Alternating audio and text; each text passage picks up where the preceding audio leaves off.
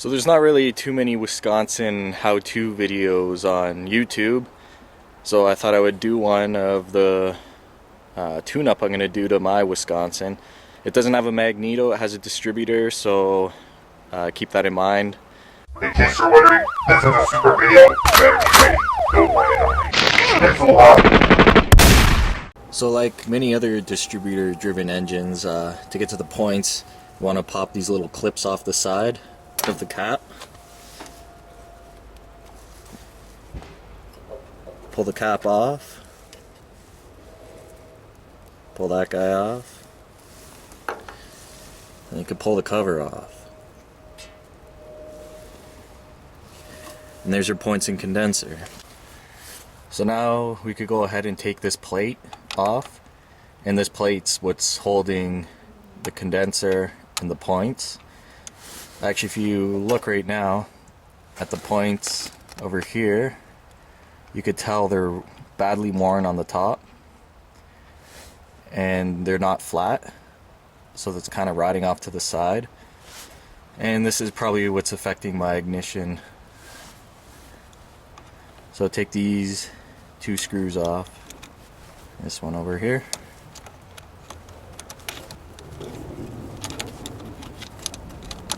and then this last guy just right on the top.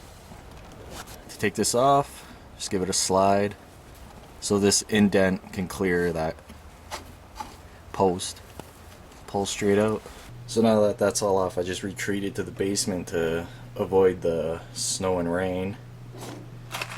So the parts I have, in case any of you guys are wondering, they're standard blue streak parts.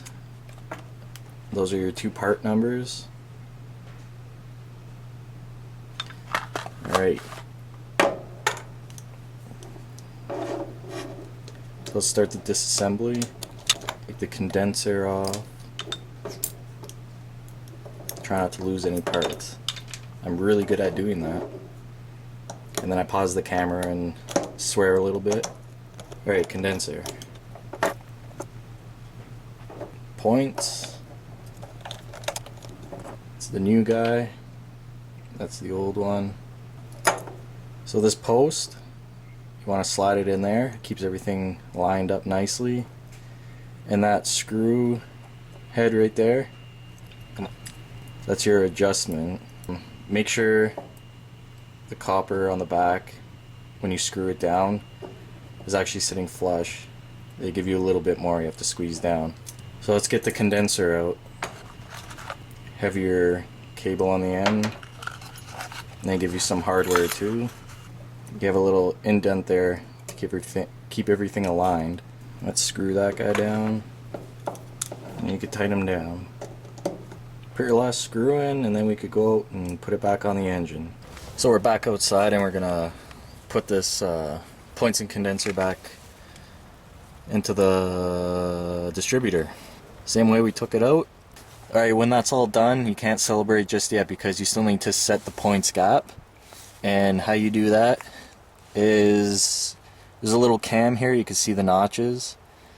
And you want to rotate the engine so one of the notches is pushing straight up on the little finger over here.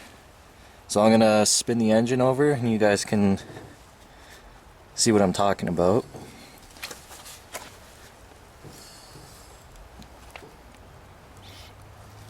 And now you need a feeler gauge, and Wisconsin calls for 18 to 22, I think, was their range they told us to go by.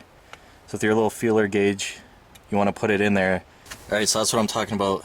The points are open, and the feeler gauge slides in there, and you could see that it's wiggling around, so that's no good. It's no bueno. Man, I wish I could just get a solid state for this and then I wouldn't have to mess with points anymore. So loosen up this screw here, and then there's another adjustment screw below, which I'll show you that now. So that guy's your adjustment right there. And when you spin that, it raises and lowers the points. So that's what we need to do. You want a little bit of resistance when you pull in and out, and then that's how you set your points. So you just have to do that once, because every cam, if your cam's good, every lobe on it is going to be the same, so you don't have to worry about that.